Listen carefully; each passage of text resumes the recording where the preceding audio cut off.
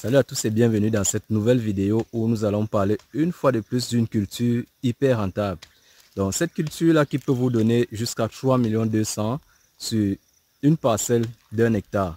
Donc ici nous allons parler de la culture du plantain qui est une culture qui rapporte vraiment gros. Une culture que beaucoup de personnes utilisent pour faire, pour délimiter leur parcelle de terrain, pour garder leur terrain parce que c'est une culture qui se régénère, que vous pouvez exploiter longtemps, des années et des années sur une même parcelle. Donc c'est une culture qui rapporte énormément. C'est différent des cultures maraîchères où on sème et à la fin de la campagne on enlève et il faut encore ressemer. Non, la culture de la banane plantain est beaucoup rentable. Mais par contre, il y a des techniques qu'il faut employer, il y a des astuces qu'il faut utiliser. Donc là, je vais vous édifier sur comment planter une culture de plantain, comment rendre votre culture du plantain rentable. Donc là, nous sommes sur une parcelle où nous sommes en train de faire plus de 5 hectares. Donc ici, nous sommes en train de mettre le plantain. Je vais vous montrer les erreurs qu'il ne faut pas commettre lorsque vous décidez de vous lancer dans la culture du plantain. Et je vais vous montrer pourquoi si vous commettez ces erreurs, vous risquez de perdre énormément. Vous pouvez perdre des millions investis sur plusieurs hectares à cause de toutes petites erreurs. Donc, premièrement, nous avons d'abord, lorsque vous avez une parcelle, nous avons d'abord le défrichage. Nous commençons par le défrichage. Après le défrichage, nous allons à l'abattage. Donc, l'abattage, c'est quoi? C'est éliminer les grands arbres qui se trouvent au champ. Ces grands arbres font ombrage à la culture du plantain et ça empêche le plantain à mieux se développer. Donc, il faut d'abord défricher et après abattre les grands arbres. C'est vrai que ces grands arbres, parfois aussi, ils sont là pour empêcher les vents de faire tomber les bananiers plantains.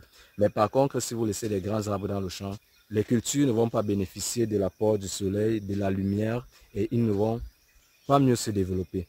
Donc c'est l'une des choses qu'il faut faire lorsque vous avez une parcelle où il y a des arbres touffus. Il faut abattre les arbres avant de mettre le plantain. Deuxièmement, il y a le nettoyage. Après l'abattage, il faut nettoyer le champ. Il faut dégager le champ de toute saleté, tout débris, et ainsi de suite, comme nous sommes en train de faire là.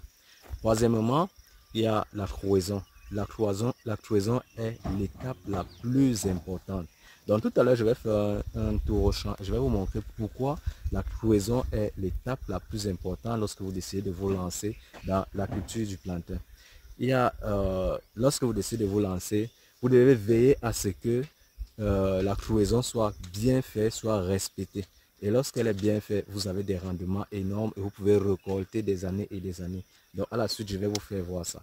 Deuxièmement, en plus, après la cloison, nous avons le traitement du sol. Donc le traitement du sol, après avoir creusé, il faut traiter le sol. Il faut traiter le sol. Après le traitement, il y a l'apport des fientes. Lorsque vous utilisez les fientes sans traiter le sol, les nématodes naissent. Parce que les nématodes, ce sont des insectes du sol, des parasites du sol qui attaquent les cultures lorsque vous les mettez dans le sol. Que ce soit la papaye, que ce soit le gingembre, que ce soit ainsi de suite, toute culture que vous voulez mettre dans le sol. Si vous ne traitez pas, ils seront attaqués. Généralement, vous allez voir lorsque vous récoltez, vous trouvez par exemple, on prend un exemple de la patate, vous allez voir, c'est rongé dans le sol, c'est rongé, c'est attaqué, parfois où la pourriture a même commencé. Généralement, c'est parce que vous ne traitez pas le sol avant de l'utiliser. Donc, ensuite, après le traitement du sol, il y a le semis. Il y a aussi le semis qu'il faut respecter. Il faut beaucoup respecter la façon de semer vos plantains. Il y a la densité aussi dans le site. Il faut respecter la densité parce que si vous ne respectez pas la densité, vous faites par exemple, comme j'entends parler des hautes densités, il y aura conflit au champ. Il y aura conflit au champ.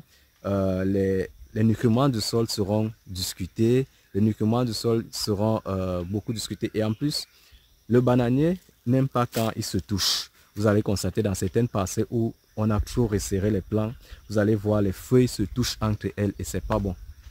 C'est pas bon. Les cultures n'aiment pas cela. Donc il faut respecter la densité dont vous décidez de mettre dans votre parcelle. Donc là, je vais faire un tour au champ avec vous et je vais vous faire voir un peu les différentes cloisons que nous avons fait pour faire cette vidéo. Je vais vous montrer pourquoi la cloison est très importante lorsque vous décidez de vous lancer dans la culture de la banane plantain. Donc suivez la vidéo et faisons un tour au champ.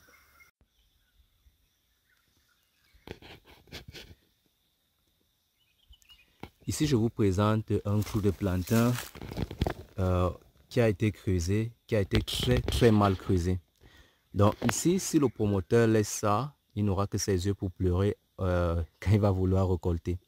Donc généralement, qu'est-ce qui se passe? Ici, ça se passe quand les gars sont en train de creuser. Ils commencent à bien creuser, mais dès que la fatigue les attrape, ils commencent à négliger et ils vous font des petits trous pour vite finir. Ils vous font des tout petits trous pour vite finir. Mais par contre, lorsque le promoteur est présent, ou alors il confie ses parcelles à un professionnel qui est conscient vraiment de ce qu'il veut réaliser, tous ces trous sont vérifiés. Parce que où nous sommes, nous vérifions toutes les parcelles qu'on nous confie, nous vérifions à la lettre les trous. Donc nous vérifions parce que si on fait mal ces trous, à la fin, on n'aura que nos yeux pour pleurer. Bon, je vais vous expliquer un peu pourquoi le clou doit être bien fait. Ici, là, rien n'a été respecté, ni la profondeur, ni l'écartement, ainsi de suite, rien. Ici, si on introduit un rejeton de plantain, les premiers moments, il va tenir, mais vous allez constater 5 à 6 mois après, dès le premier vent, il va tomber. Donc, il va se retrouver au sol.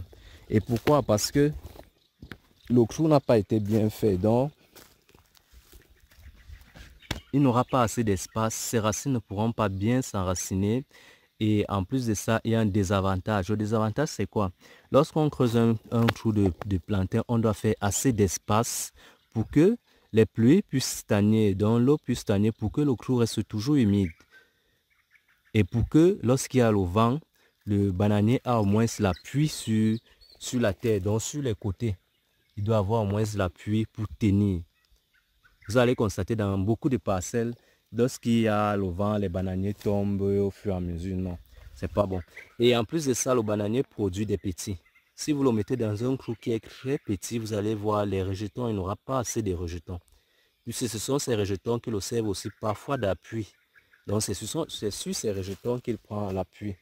Non seulement si le clou est mal fait, vous allez constater que le vent va faire tomber le bananier plantain, ou alors le poids de son régime va le faire tomber.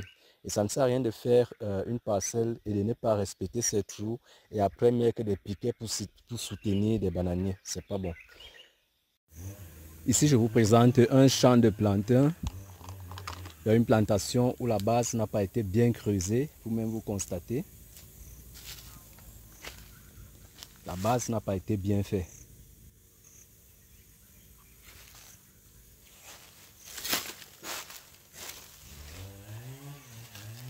Vous-même vous voyez tout un gros régime.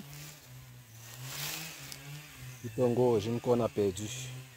Et ce n'est pas le seul. Donc dans ce champ, ceux qui avaient eu à creuser les rejetons ont très mal creusé. Donc c'est pour ça qu'il faut toujours faire attention lorsque vous décidez de vous lancer dans la culture du plantain. Il y a des astuces qu'il faut vraiment maîtriser et qu'il faut contrôler. Vous-même, regardez, voilà un autre encore. Un plantain qui n'était pas mature, un très gros plantain. Qui n'était pas encore en maturité, qui est tombé au sol.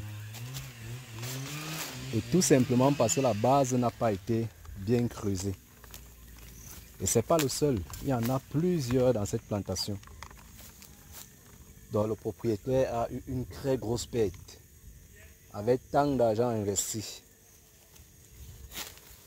Donc lorsque vous décidez de vous lancer dans la culture de la banane plantain, assurez-vous que vous avez des clous recommandés qui méritent vraiment, qui peuvent garder votre champ très longtemps. Et c'est pareil aussi pour les arbres fruitiers. Donc que ce soit les arbres fruitiers, que ce soit le moringa, ainsi de suite. Vous devez vraiment faire attention.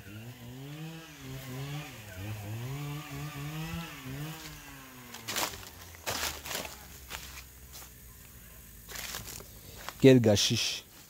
Un très gros régime de plantain.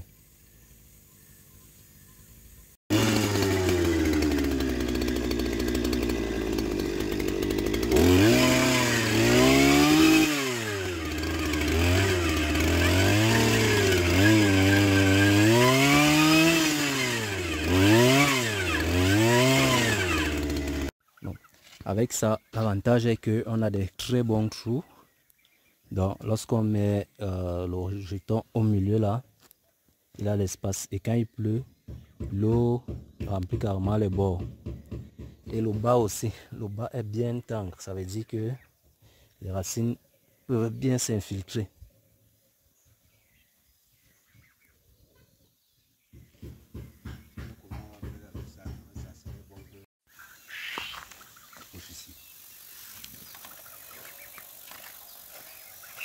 Si on a notre plant de moringa qu'on va mettre au sol.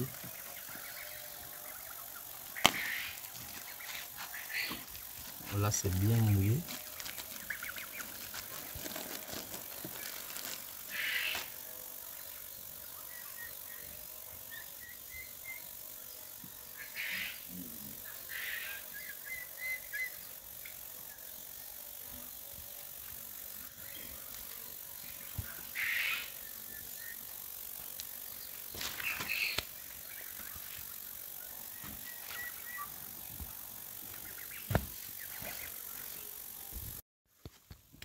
Et là, vous observez bien que le moringa est bien tenu debout. Là, on peut ajouter les fientes tout autour. Et on peut ajouter, si vous avez des engrais, tout ce que vous pouvez ajouter tout autour. Et ça reste dans le chou. Donc, même s'il pleut comment, il n'y a pas lessivage. Là, nous pouvons ajouter les fientes tout autour. Les fientes traitées et séchées.